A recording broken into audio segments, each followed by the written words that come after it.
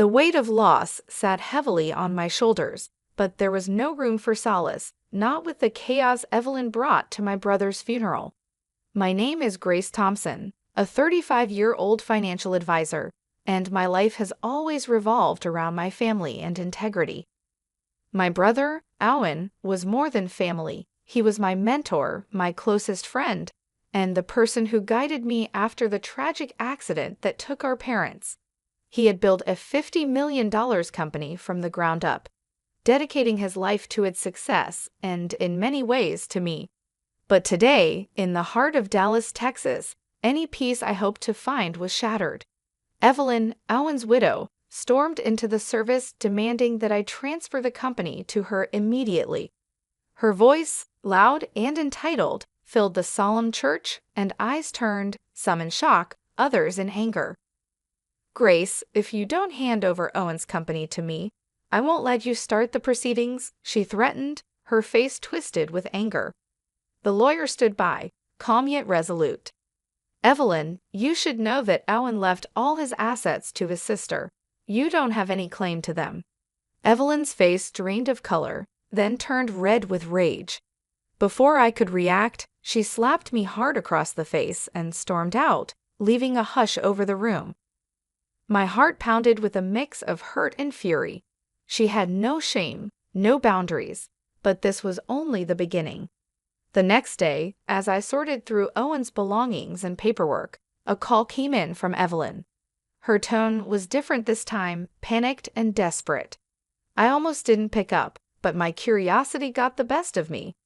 "Grace, I need help," she stammered, the bold defiance from yesterday absent.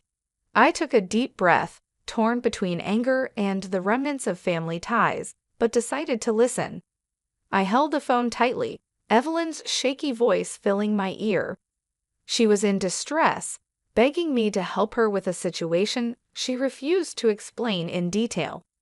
Part of me wanted to ignore her cries for help, but my brother had loved this woman once, even if she hadn't deserved it. "Evelyn, I don't understand what you want from me," I replied, trying to keep my voice steady. "After everything yesterday, you expect me to help you?" There was silence on the other end before she whispered, "It's about Owen's business." My heart skipped a beat. Could she have uncovered some hidden aspect of his company, or worse, tried something illegal to claim it? She continued, desperation creeping into her words. "Owen left everything to you, and I'm in financial trouble, Grace. I have debts I can't cover. You're the only one who can help me get out of this mess." I sighed, knowing this was less about Owen's memory and more about Evelyn's greed. "Look, Evelyn, I can't solve your problems, and frankly, I don't owe you anything. Owen's company was his legacy, and he entrusted it to me for a reason." I felt a strange calm settle over me, a resolve to protect what he'd left behind. A few days later, the first sign of Evelyn's retaliation came. She filed a claim against the inheritance, attempting to halt the transfer of Owen's assets. I had no choice but to prepare for a legal battle. I reached out to an attorney, determined to protect my brother's legacy and prevent Evelyn from getting her hands on the business. Meanwhile, my family was adjusting to life without Owen, though his absence left a void none of us could ignore. Lucas, my 18-year-old son, had always looked up to his uncle, and Mia, my 14-year-old daughter, struggled to understand why someone would try to exploit our grief. "Mom, why is Aunt Evelyn doing this?" Mia asked one evening while we were setting the table for dinner. "It's hard to explain, sweetheart," I replied, keeping my frustration in check. "Sometimes people let greed take over, and they forget what really matters." As we settled down for dinner, I couldn't shake the feeling that Evelyn's schemes were far from over. She wasn't going to give up easily, and I knew I had to be vigilant. The days dragged on, each one filled with more demands from Evelyn's lawyers and mounting tension.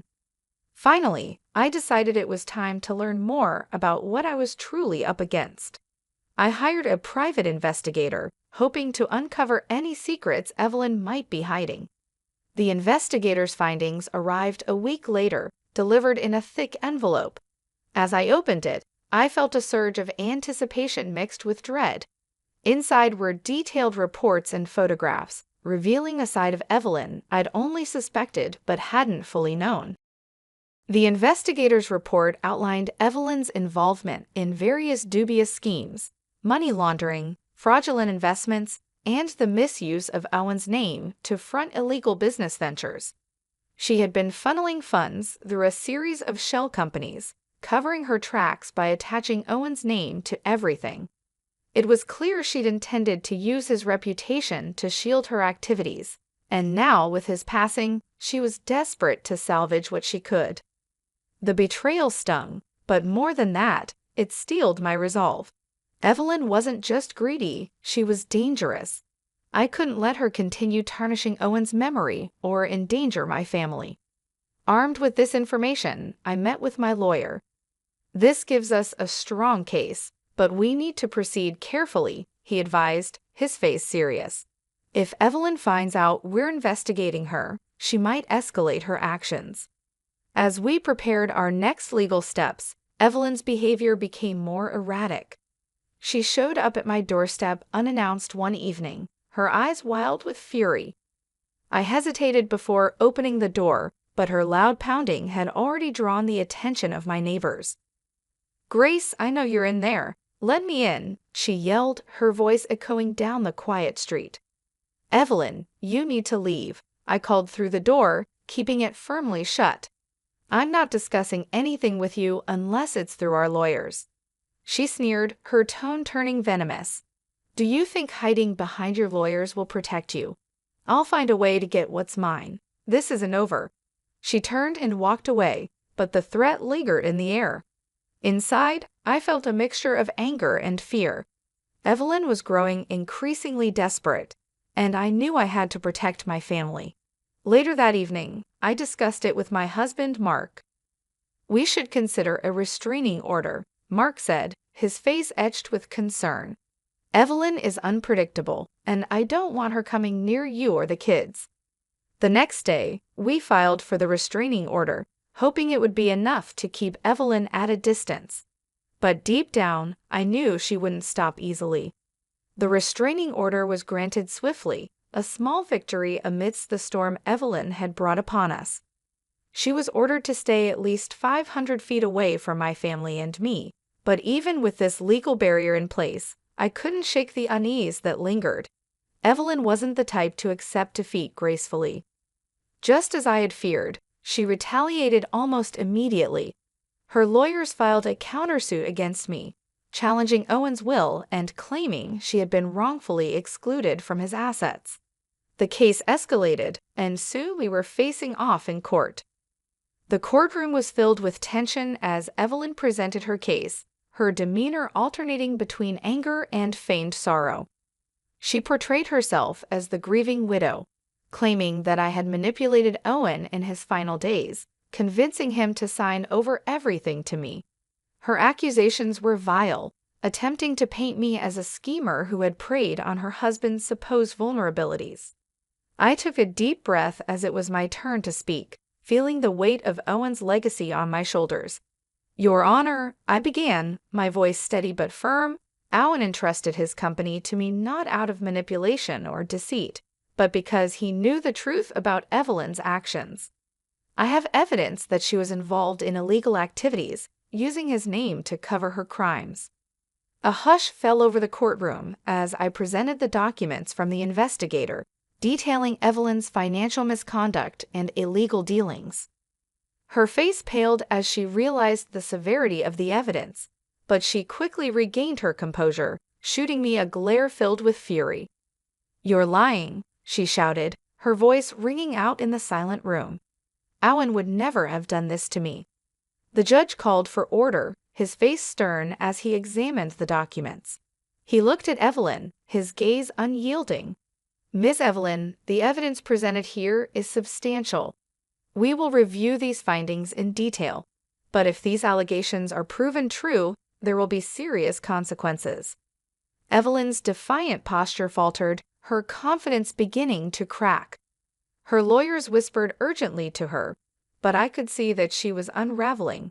For the first time, she realized she was losing control of the situation. After a tense recess, the judge returned to deliver his verdict. He looked directly at Evelyn, his tone final.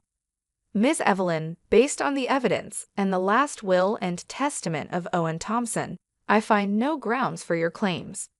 Furthermore, the allegations against you are serious and will be forwarded for further investigation. The restraining order will remain in place, and you are prohibited from contacting or approaching Ms. Grace Thompson and her family." A wave of relief washed over me, but I kept my emotions in check, unwilling to show any triumph in front of Evelyn. She stood there, seething, her face a mask of rage and humiliation. As I left the courtroom, I felt the burden of Owen's legacy lift, knowing I had protected it from her clutches. The courtroom victory brought relief, but it was short-lived. In the weeks that followed, Evelyn's desperation turned sinister. She was no longer trying to win legally. Now, it seemed her only goal was revenge. I began receiving anonymous calls late at night, silent except for the faint sound of breathing on the other end. Strange cars appeared outside my house, staying parked just long enough to leave me feeling uneasy. Mark and I became hyper-vigilant, especially around Lucas and Mia. We updated our home security, warned the kids to stay cautious, and tried to keep up a semblance of normalcy. But Evelyn's threats hung over us, a shadow darkening every corner of our lives.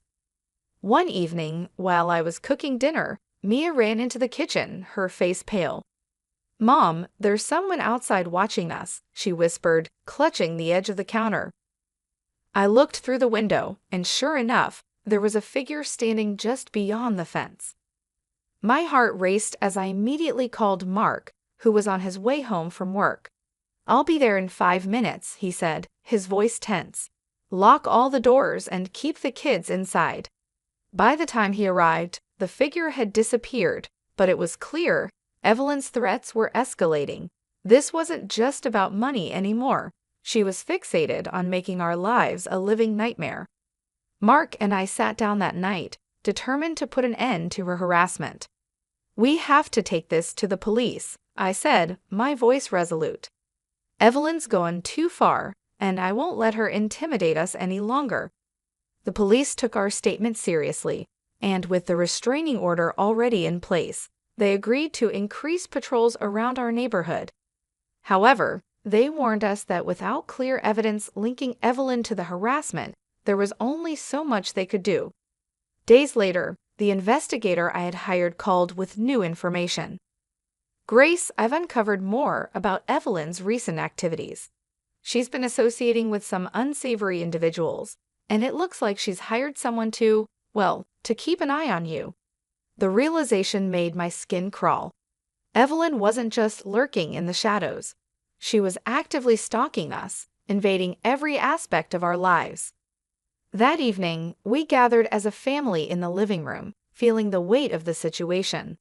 Lucas spoke up, his voice steady but troubled. "Mom, I know you want to protect us, but I think we need to go on the offensive.